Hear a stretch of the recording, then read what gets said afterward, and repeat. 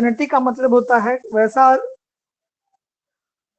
Disorder, वैसा बीमारी जो आपके शरीर में एक जनरेशन से कई जनरेशन तक पहुंचता है, जाता है। इस तरह के डिजॉर्डर को हम लोग जेनेटिक डिजॉर्डर के नाम से जानते हैं। ये डिजॉर्डर को दो भाग में बांट के पढ़ते हैं, एक क्रोमोजोम के कमी से होने वाला डिजॉर्डर और एक मेंडेलियन डिसऑर्डर।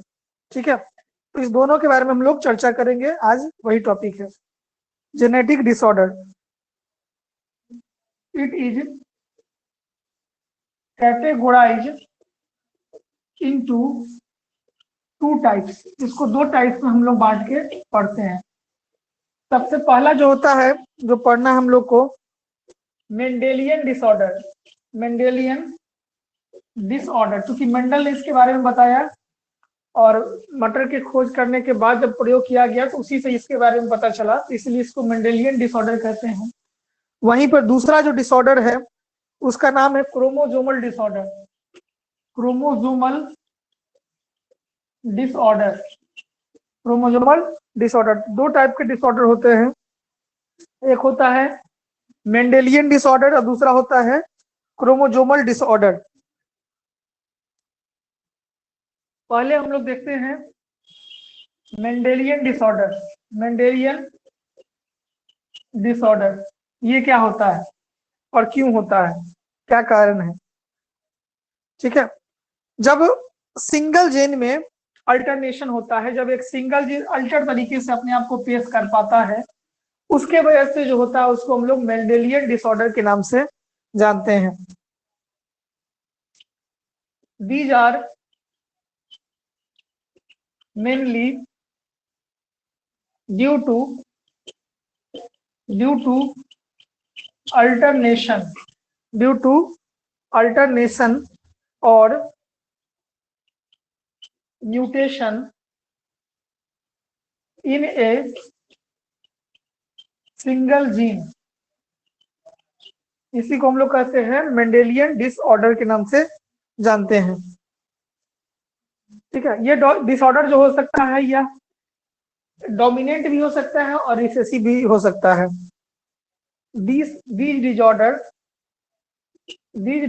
डिसऑर्डर मतलब बीमारी हो गया, जब शरीर में सब कुछ सही चल रहा है तो ऑर्डर, और सही नहीं चल रहा है तो डिसऑर्डर। तो दिस डिसऑर्डर में बी डोमिनेंट का मतलब जो बाहर इफेक्टिव हो, एंड रिसेसिव। ठीक है, ये दोनों तरह का होता है, डोमिनेंट भी हो सकता है और रिसेसिव भी हो सकता है।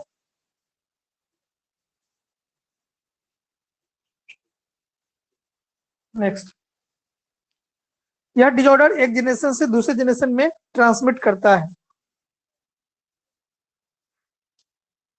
The disorder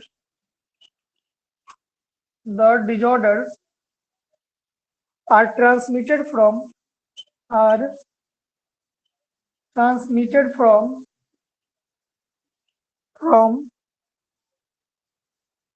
one generation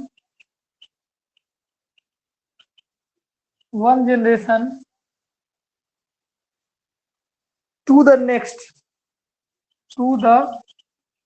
next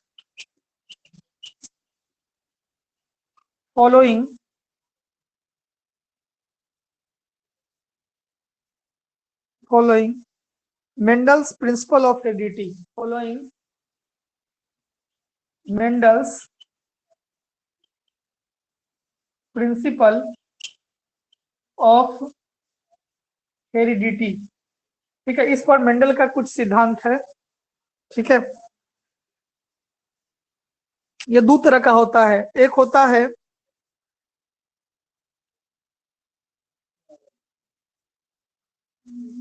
होता है सेक्स ऑटोजोमल और एक होता है सेक्स लिंक डिसऑर्डर। ये दो टाइप में बटा हुआ होता है। इतना हो जाएगा तो बोलिएगा, आगे तब बढ़ेंगे। जेनेटिक डिसऑर्डर की बात कर रहा है, एक ऐसा डिसऑर्डर जो शरीर में एक जनरेशन से दूसरे जनरेशन में जाता है, उसको जेनेटिक डिसऑर्डर कहते हैं। It is categorize into two types. इसको दो भाग में बांट के पढ़ते हैं। पहला हो गया मेंडेलियन डिसऑर्डर, दूसरा हो गया क्रोमोजोमल डिसऑर्डर। मेंडेलियन डिसऑर्डर में कहा गया कि these are mainly due to alternation. यह जो होता है, अगर मान लीजिए ए बी सी डी करना है लेकिन ए डी सी ई हो गया, तो इस कंडीशन में क्या होगा, अल्टर हो जाएगा। तो उसके वजह से जो होगा उसको हम लोग मेंडेलियन डिसऑर्डर के नाम से जानते हैं। और इसमें जो बदलाव आता है वो सिंगल जीन में आता है, एक जीन में परिवर्तन की वजह से ऐसा देखने को मिलता है। दीज डिसऑर्डर में भी डोमिनेंट एंड रिसेसिव। ये जो डिसऑर्डर होते हैं ये इफेक्टिव भी हो सकते हैं, मतलब प्रभावी भी हो सकते हैं और अप्रभावी भी हो सकते हैं। The disorder are transmitted from one generation to next generation. ऐसे जो बीमारियां होती है जो एक जनरेशन से दूसरे जनरेशन में ट्रांसमिट होता है, पहुंचता है, ठीक है। Following Mendel principle of heredity, कुछ जो मेंडल का सिद्धांत है उस सिद्धांत से हम लोग बात करेंगे कौन कौन डिसऑर्डर्स इसमें होते हैं। यहाँ तक सबका हो जाएगा, मैसेज कीजिए।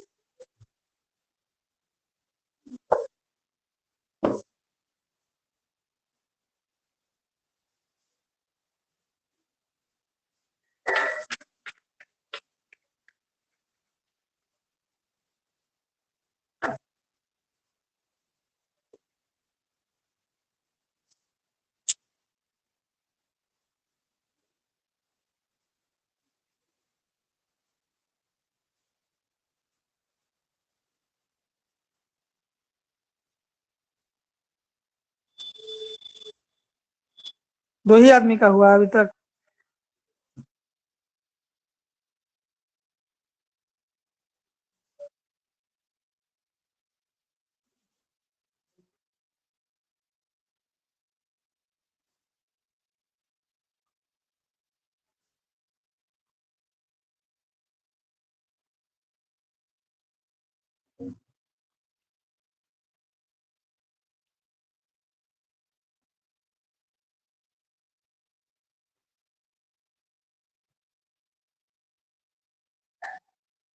चलिए,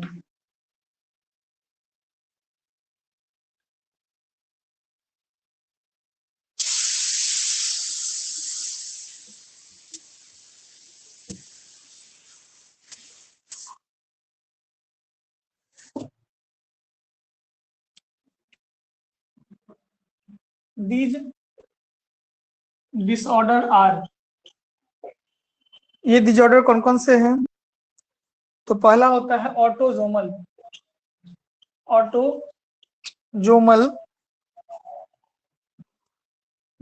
डिसऑर्डर। ऑटो का मतलब होता है स्वतः, ठीक है। इस डिसऑर्डर में कौन कौन चीज आएगा? Cystic fibrosis, sickle cell anaemia, sickle cell anaemia, sickle cell anaemia, ठीक है, sickle cell anaemia and phenylketonuria, phenyl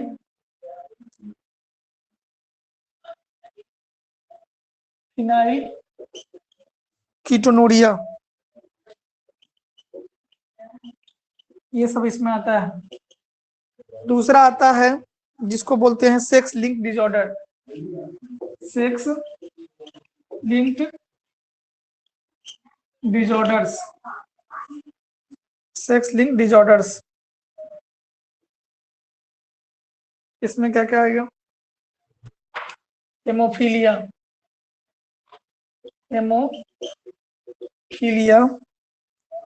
colour blindness,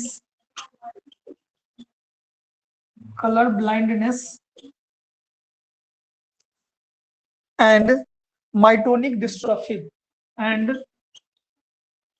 myotonic dystrophy.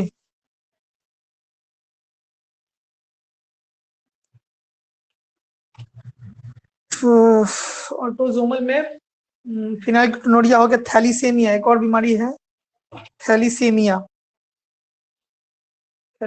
यहाँ पर जोड़ दीजिएगा, थैलेसेमिया पढ़ा देंगे इसको, थैलेसेमिया हो गया, इधर हो गया थैलीसीमिया हो गया। और इधर हम लोग देख लिए हेमोफीलिया, कलर ब्लाइंडनेस और माइटोनिक डिस्ट्रॉफी, ये डिजीज हो गया। चैप्टर लास्ट स्टेज में जा रहा है।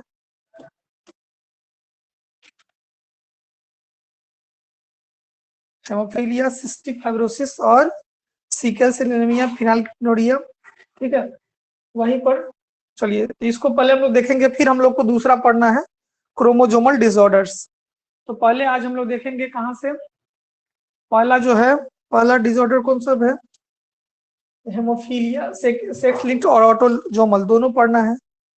तो सिस्टिक फाइब्रोसिस करके है, सिस्टिक फाइब्रोसिस पहले लिखाए हैं या कोई भी लिखा है, पहले हम शुरू करते हैं। पहले हम हेमोफीलिया से शुरू करते हैं जो ज्यादा इंपॉर्टेंट से है, ठीक है। तो पहला हम लोग का जो बीमारी है वो सॉरी पहले इसको ही पढ़ लेते हैं, cystic fibrosis, sickle cell anaemia, phenylketonuria और थैलीसीमिया, तब हेमोफीलिया देखेंगे। तो पहले हम लोग देख ही लेते हैं इसी को, cystic fibrosis, cystic fibrosis disorder के बारे में देख रहे हैं। सिस्टिक फाइब्रोसिस डिसऑर्डर, ठीक है, सिस्टिक फाइब्रोसिस डिसऑर्डर क्या होता है इसको हम लोग देखते हैं। सिस्टिक फाइब्रोसिस डिसऑर्डर क्या होता है इसको हम लोग देखते हैं।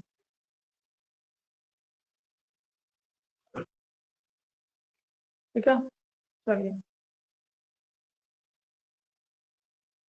एनीमिया एंड है फिनाइल्केटोनुरिया, NYL, फिनाइल्केटोनुरिया, थैलीसीमिया, ये सब है। चलिए तो पहले सिस्टिक फाइब्रोसिस क्या होता है इसको हम लोग देखते हैं, फिर बाद में बाकी चीजों को देखेंगे।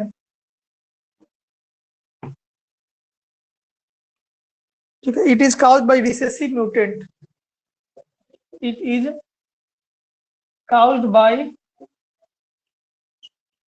रिसेसिव म्यूटेंट, यह जो होता है रिसेसिव म्यूटेंट की वजह से होता है। पिछले क्लास में हम लोग जो है कहाँ तक पढ़े थे, तो पिछले क्लास में हम लोग की जो क्लास हुई थी उसमें हम लोग पढ़े थे म्यूटेशन पढ़े थे, उससे पहले पेडिग्री एनालिसिस पढ़े थे, और आज ये चल रहा है ये डिसऑर्डर्स, ठीक है। तो इसमें ये किसके वजह से होता है, तो रिसेसिव म्यूटेंट एलील की वजह से होता है। It is caused bye recessive mutant allele on A autosome Chrome, mutant allele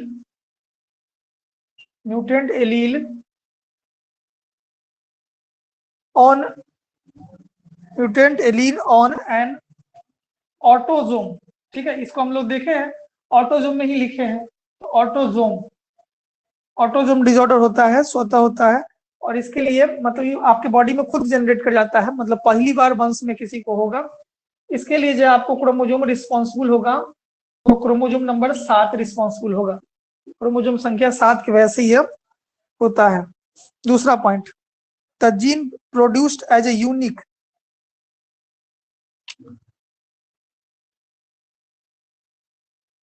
इस कंडीशन में क्या होगा, द जीन produced as a unique, produced as a unique, produced as a unique, produced as a unique glycoprotein,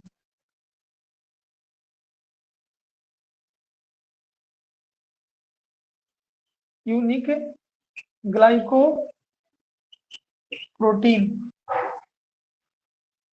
glycoprotein that lead to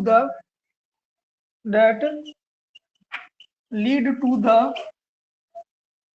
formation of mucus, lead to the formation of mucus, formation of mucus of abnormally high viscosity, mucus of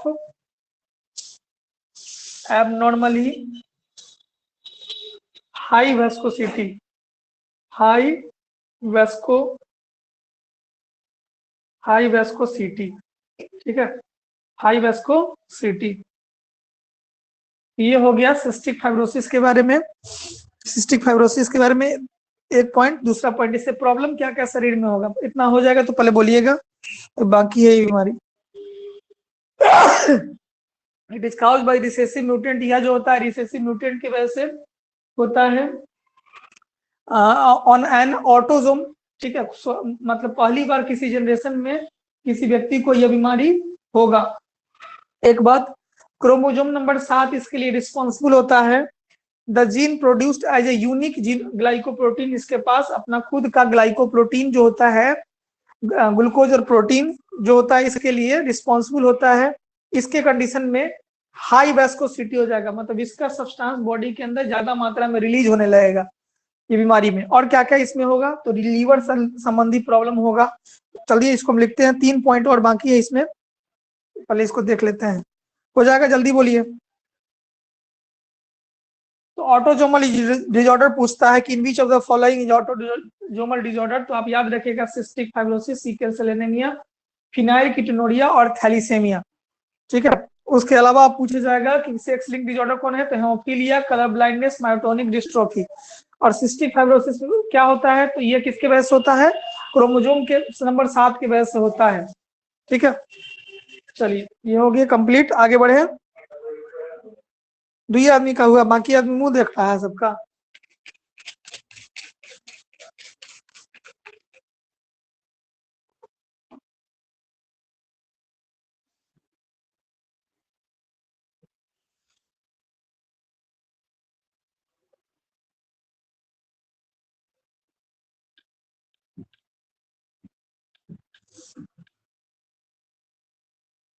चलिए अब next, इसमें क्या है, इस बीमारी में 2 condition हमने आपको बता दिया कि क्रोमोजोम 7 इसके लिए रिस्पॉन्सिबल है, रिसेसिव एलील इसके लिए रिस्पॉन्सिबल है, ऑटोजोमल है, ग्लाइकोप्रोटीन की वजह से म्यूकस एबनॉर्मल तरीके से हाई वास्कोसिटी के साथ प्रोड्यूस होने लगता है। ये सारी बातें हो गई। तीसरा पॉइंट,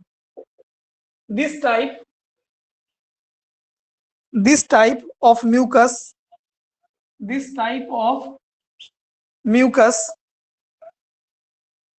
इंटरफेयर्स, इस तरह के जो म्यूकस निकलना शुरू होता है वो इंटरफियर करने लगता है किसको, विद द फंक्शनिंग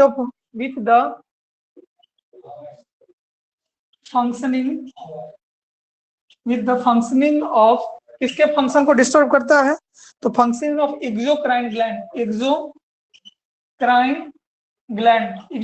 ग्लैंड में कौन आता है, तो आपका लीवर ग्लैंड, लाइक लीवर हो गया, like sweat, liver, pancreas, like, इससे प्रभावित क्या क्या होगा, तो पसीना निकलने वाला स्वेट, लीवर, पेनक्रियाज, ये सब हमारा शरीर का कौन ग्लैंड है, एक्सोक्राइन ग्लैंड है, ठीक है। और बाकी जो ब्रेन में होता है हाइपोथैलेमस, बाकी चीजें जो होती है वो एंडोक्राइन ग्लैंड होता है, ठीक है। तो स्वेट ग्लैंड हो गया, लीवर हो गया, पेनक्रियाज हो गया, ठीक है। ये सब का ट्यूब है और ट्यूब के माध्यम से सेक्रेट करता है, इसलिए इसको एक्सोक्राइन कहते हैं। जिसमें ट्यूब अपना नहीं रहता है वो इंडोक्राइन होता है। दोनों में अंतर समझ लीजिएगा, जीवन में पढ़ लीजिएगा इस चीज को, तो समझ में दिक्कत नहीं होगी। स्वेट ग्लैंड हो गया, लीवर हो गया, पेनक्रियाज हो गया, ठीक है। और लंग्स भी इसमें रिस्पॉन्सिबल हो जाता है, फेफड़ा में म्यूकस बढ़ जाता है, तो सांस संबंधी प्रॉब्लम हो सकता है, पाचन संबंधी प्रॉब्लम हो सकता है, अत्यधिक पसीना निकल सकता है, ये सारी चीज इसमें प्रॉब्लम या समस्या हो सकता है, ठीक है। नेक्स्ट देखते हैं।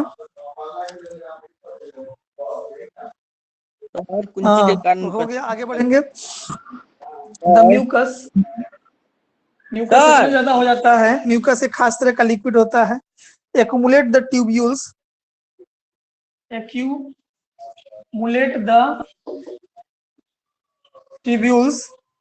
को एक्यूमुलेट करता है of the lungs and make them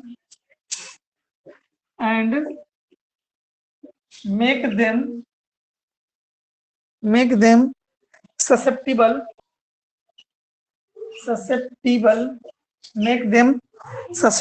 to infection, इसके वजह से ब्रोंकाइटिस भी हो सकता है, दम्मा, infection leading to bronchitis, leading to bronchitis. ठीक है,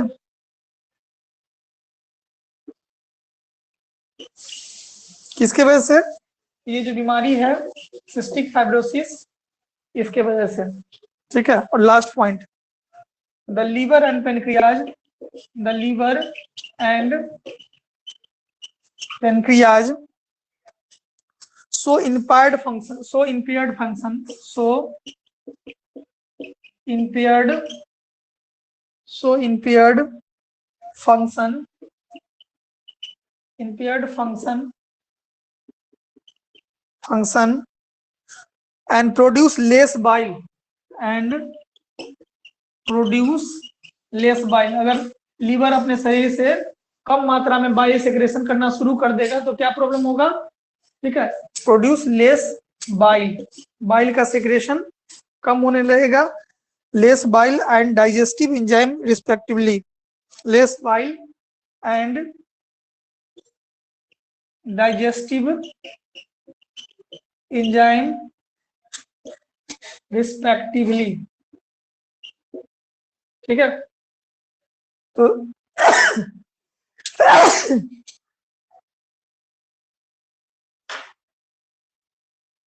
सिस्टिक फाइब्रोसिस के बारे में हम लोग क्या क्या देखें कि पहला पॉइंट हम लोगों ने देखा कि ये रिसेसिव की वजह से होता है, क्रोमोसोम नंबर 7 रिस्पॉन्सिबल होता है, ऑटोसोमल डिसऑर्डर है। हम लोगों ने देखा कि इसमें दो तरह के डिसऑर्डर होता है, एक होता है ऑटोसोमल, एक होता है सेक्स लिंक्ड।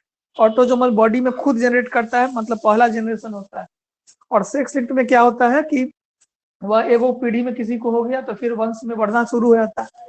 तो ये सिस्टिक फाइब्रोसिस जो होता है ये ऑटोसोमल होता है, खुद बॉडी के अंदर जनरेट करता है। अब इस कंडीशन में क्या क्या होता है कि आपके रिसेसिव एलील प्रभावित होता है, क्रोमोसोम नंबर 7 प्रभावित होता है, ग्लाइकोप्रोटीन की मात्रा की वजह से आपके बॉडी के अंदर म्यूकस की मात्रा बढ़ जाती है और हाई मात्रा में, हाई अमाउंट में वास्कुसिटी प्रोड्यूस करने लगता है, जिसकी वजह से आपके बॉडी में जो एक्सोक्राइन ग्लैंड्स है, जिसमें आपका कुछ इंपॉर्टेंट ग्लैंड है जैसे स्वेट ग्लैंड जहां से पसीना निकलता है, पेनक्रियाज मतलब अग्न्याशय से, लीवर मतलब यकृत। ठीक है, इसके अलावा जो है आपके लंग्स को प्रभावित करता है, क्योंकि म्यूकस ज्यादा मात्रा में सेक्रेट करेगा तो इन ऑर्गनों को प्रभावित करना स्वाभाविक हो जाता है।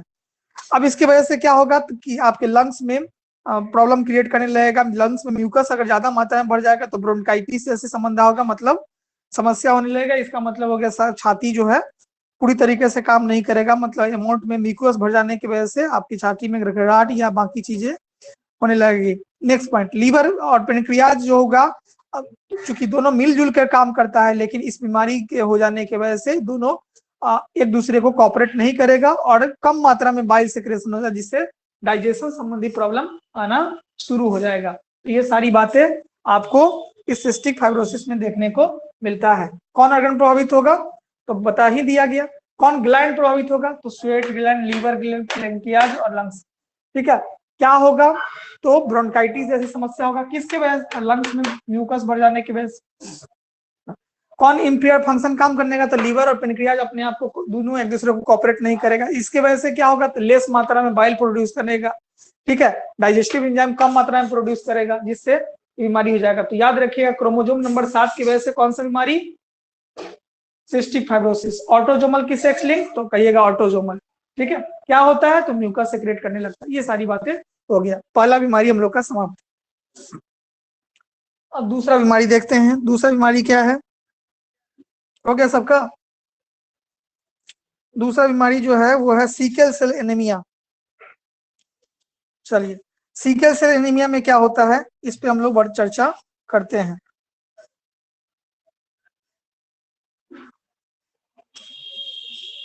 सीकल सेल एनीमिया यहीं से शुरू करते हैं। Sickle cell anaemia, sickle cell anaemia. ठीक है, इसमें क्या होगा कि हम जानते हैं कि हमारे खून को में एक सब्सटेंस है जिसका नाम है हेमोग्लोबिन, और हेमोग्लोबिन आपके शरीर में ऑक्सीजन ढोने की क्षमता बरकरार रखता है। जितनी अच्छी हेमोग्लोबिन उतना आपके बॉडी के अंदर ऑक्सीजन कैरिंग कैपेसिटी बेहतर होगी। तो बात को समझिए कि जब आपके बॉडी को सीकल सेल एनीमिया हो जाएगा तो carrying capacity of oxygen less हो जाएगा, मतलब हेमोग्लोबिन का शेप क्या होगा, दोनों तरफ से सीकल टाइप का होगा, नाव की तरह, जिससे ज्यादा मात्रा में लोडिंग नहीं हो पाएगा ऑक्सीजन। और जिससे आपके बॉडी में सिकल सेल एनीमिया मतलब खून की कमी जैसी समस्या देखने को मिलेगा। ये किसके वजह से होता है? तो ये म्यूटेंट और ये भी रिसेसिव डिजॉर्डर है और क्रोमोसोम नंबर 11 इसमें प्रभावित होता है। चलिए देखते हैं। इट इज काउज्ड बाय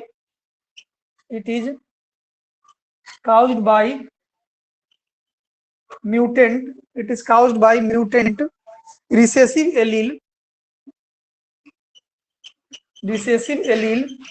ठीक है, रिसेसिव मतलब जो छोटा में रिप्रेजेंट करते हैं उसको रिसेसिव, कैपिटल में करते हैं तो डोमिनेंट, मतलब प्रभावी और अप्रभावी। तो ये अप्रभावी हो गया एलील ऑन क्रोमोसोम नंबर, ये भी ऑटोजोमल डिसऑर्डर है, क्रोमोसोम नंबर 11। ठीक है, इसमें जो प्रभावित होता है वो क्रोमोसोम नंबर 11 प्रभावित होता है। It is also autosomal disorder, autosomal, क्योंकि उसी एग्जाम्पल में लिखे थे इसलिए इसको हम लोग ऑटोजोमल डिसऑर्डर के नाम से भी जानते हैं। ऊपर तक तो बता ही दिए हैं।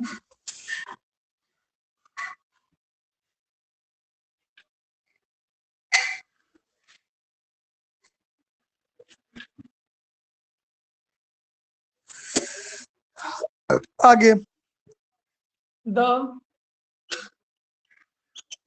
Mutant gene caused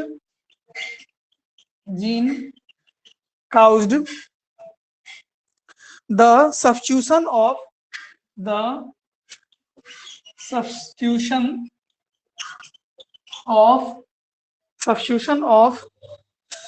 glutamic acid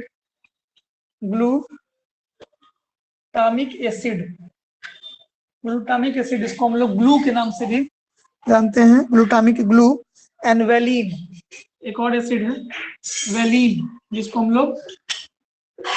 हम लोग शॉर्ट फॉर्म में VAL के नाम से जानते हैं।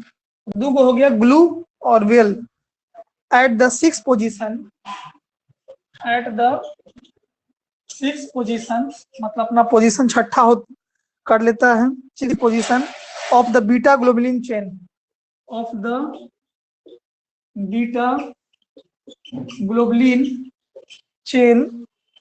Beta globulin chain of haemoglobin ठीक है, ये हो गया। Next point, the defective haemoglobin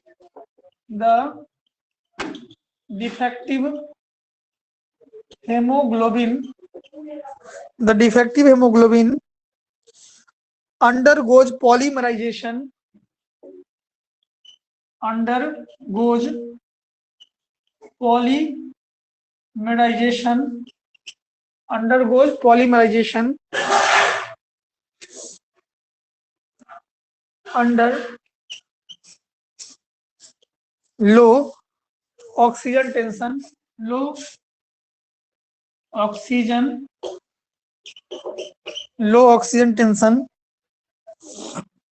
and change the shape of RBC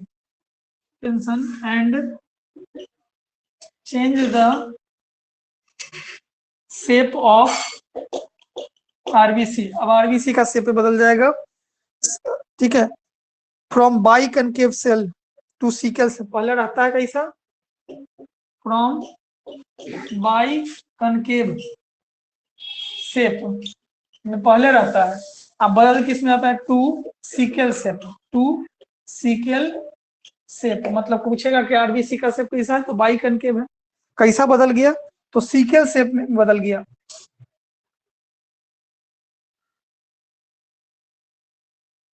sickle shape में बदल जाता है।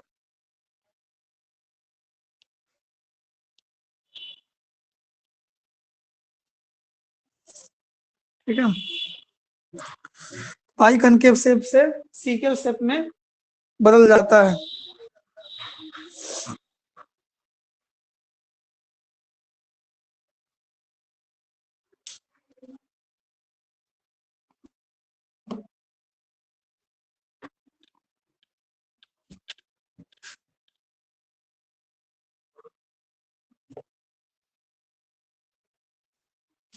मोबाइल काम करना बंद कर दिया। कुछ क्लियर हो रहा है। सिकल शेप में, sickle shape elongated cell, sickle shape elongated cell के रूप में ये अपना कंडीशन बदल देता है। Next point, the disease is controlled by the disease is controlled by the disease is controlled by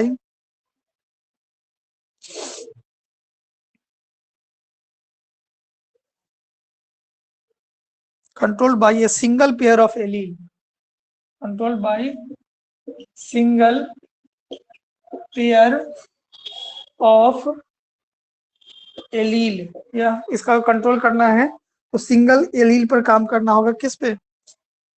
haemoglobin को हम लोग लिखते हैं एचबी, एचबी के नाम से हेमोग्लोबिन लिखते हैं। तो ये आपका ठीक है, लेकिन एक जो उसके साथ जुड़ा रहता है उस पर एस लगा होता है, मतलब वो सीकल शेप हो जाता है, जिसकी वजह से यह समस्या आने लगती है। Of the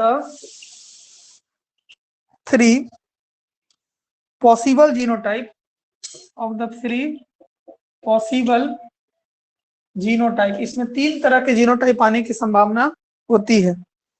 genotype, only individual homozygous, only individual homozygous, only individual homozygous, homozygous for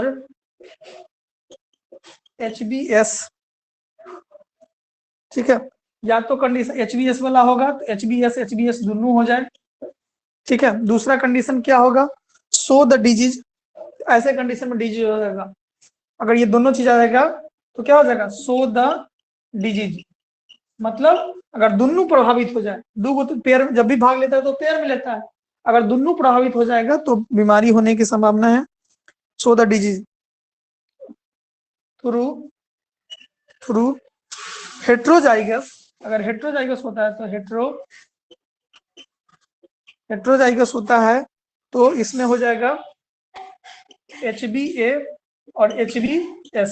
तो इस कंडीशन में क्या होगा कि कैरियर होगा, मतलब इसका वंश में किसी को अगर शादी विवाह में कहीं चला गया, इसका शादी हुआ और अगले पीढ़ी वाला को भी मिल गया, ठीक है, तो यह कैरियर होगा, इज कैरियर।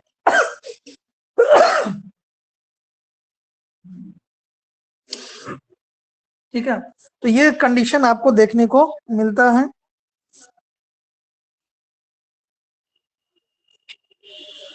तो ये कंप्लीट हो गया। हम लोग 2 डिजीज को पढ़ लिए हैं। पहला डिजीज जो था वह था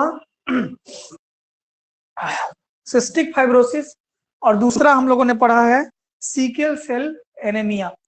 कह रहा है कि the mutant gene caused bye substitutions of glutamic acid, इसके लिए जो रिस्पॉन्सिबल है वह यह एसिड है जिसका नाम है ग्लूटामिक एसिड और वैलिन एसिड।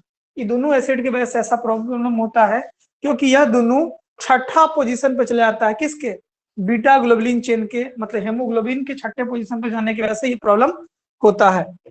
ठीक है, the defective haemoglobin undergoes polymerisation under low oxygen tension. इस कंडीशन में क्या होगा कि हेमोग्लोबिन जो होगा के अंदर पॉलीमराइजेशन होता है, किसका? ऑक्सीजन का, जिसके वजह से क्या होगा कि आरबीसी, मतलब जो आरबीसी क्या होता है?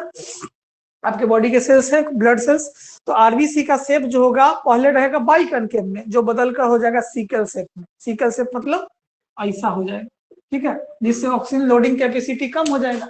पहले गोल टाइप का था, अब ये पतला टाइप का होगा तो ऑक्सीजन, ठीक है। इसमें डिजीज होगा कंट्रोल बाय, डिजीज कंट्रोल करने के लिए या तो ये है या तो ये, यही दोनों रिस्पॉन्सिबल होता है, ठीक है। इसमें जो जीनोटाइप हो सकता है या तो HbS हो एगो, या दोनों का दोनों HbS हो जाए, या HbA और HbS हो जाए। 3 कंडीशन इसमें बताया गया, लेकिन ई वाला जो कंडीशन है यही बीमारी पैदा करता है और इसी कंडीशन में बीमारी हो जाते हैं, ठीक है। इसमें क्या होगा कि व्यक्ति के अंदर बता ही दिए कि ऑक्सीजन कैरिंग कैपेसिटी कम हो जाएगा, मतलब ऑक्सीजन कम डोप पाएगा, मतलब एनीमिया जैसे कंडीशन हो जाएगा, खून की कमी, ठीक है। तो ये सारा चीज हम लोग देखने को मिलता है और ये दोनों बीमारी हम लोग का समाप्त हो गया। अब अगले दिन के क्लास में हम लोग ऑटोजोमल में हम लोग सिस्टिक फाइब्रोसिस और सिकल सेल एनीमिया पढ़ लिए। फिनाइलकीटोनुरिया को हम लोग को पढ़ना है, तो अगले दिन के क्लास में हम लोग फिनाइलकीटोनुरिया को देखेंगे। आज का क्लास यहीं पे समाप्त करते हैं, ठीक है। आज पिछले दिन में 1 दिनों का गैप था, हो सकता है कि यह गैप 7 दिनों का हो जाए, ठीक है, इसलिए अपने हिसाब से सब लोग पेमेंट कर लीजिए। सबका हो गया?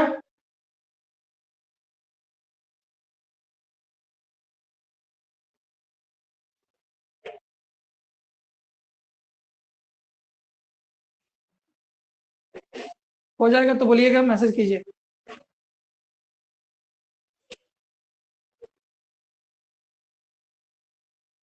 चलिए ठीक है, चलिए लीव हो जाइए। लास्ट में क्या लिखे हैं? लास्ट में क्या लिखे? कैरियर लिखे हैं, कैरियर या कैरिंग लिखो ना, CARRIER, कैरियर लिखो, कैरियर CARRIER, कैरियर मतलब ढोने वाला। वंश में 50% अगर गुण होता है तो उसको कहते हैं कैरियर। 100% हो गया तो बीमारी हो गया, और 50% हो गया तो कैरियर हो गया, ठीक है। चलिए हो गया तो लीव हो जाइए सब लोग।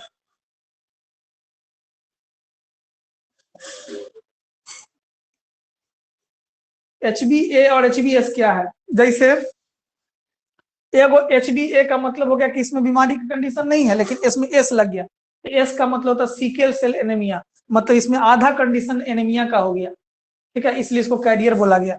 दोनों में S लगा है, मतलब दोनों पूरी तरीके से एनीमिया हो गया, मतलब सीकेल सेल एनीमिया उसको हो गया, ठीक है। ये अभी क्या है, अगर इसका शादी अगर किसी अधूरा वाला से कर दिया जाए तो आधा आधा पूरा हो जाएगा, तब तो बीमारी बहुत हो जाएगा।